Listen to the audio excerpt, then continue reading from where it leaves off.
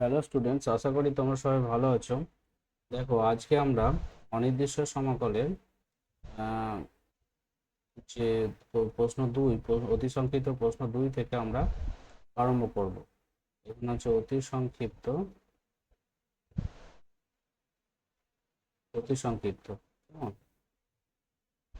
এখানে question number 2 থেকে আমরা আরম্ভ করব। যেটা বলেছে এখানে যে দেখাতে বলেছে, এটা হচ্ছে cos mx cos mx dx সমান, এখানে যেটা দেখাতে বলেছে সাইন mx/m প্লাস হচ্ছে সি।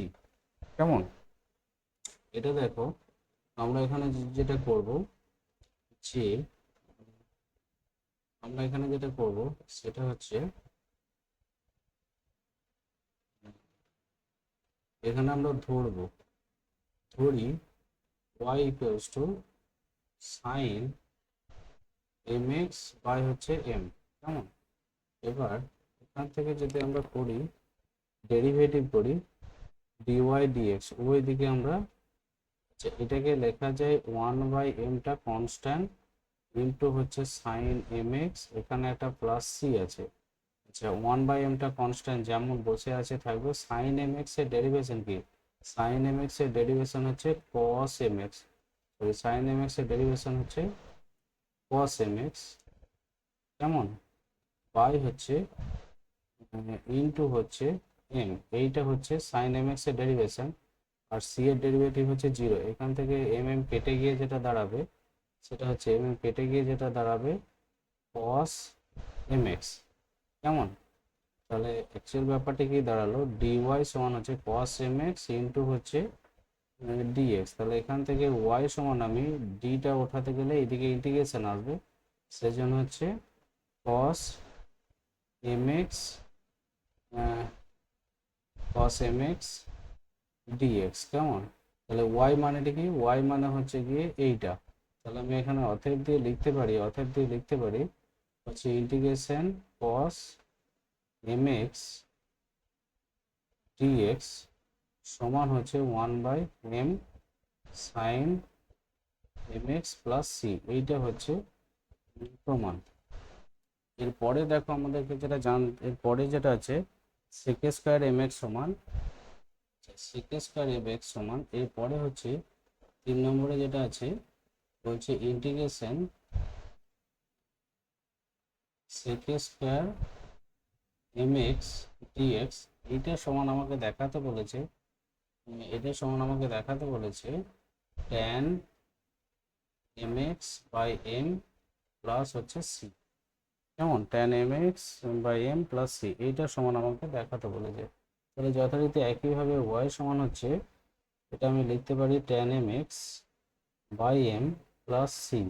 আমি যদি উভয় দিকে ডেরিভেটিভ করি dy dx, এখানে হচ্ছে 1/m টা কনস্ট্যান্ট, tan mx এর ডেরিভেশনের জন্য হচ্ছে sec স্কয়ার mx, আর এই ভেতরে জাস্ট এই mx এর ডেরিভেশনের জন্য আমি ইনটু দিয়ে এখানে লিখতে পারি m প্লাস হচ্ছে 0।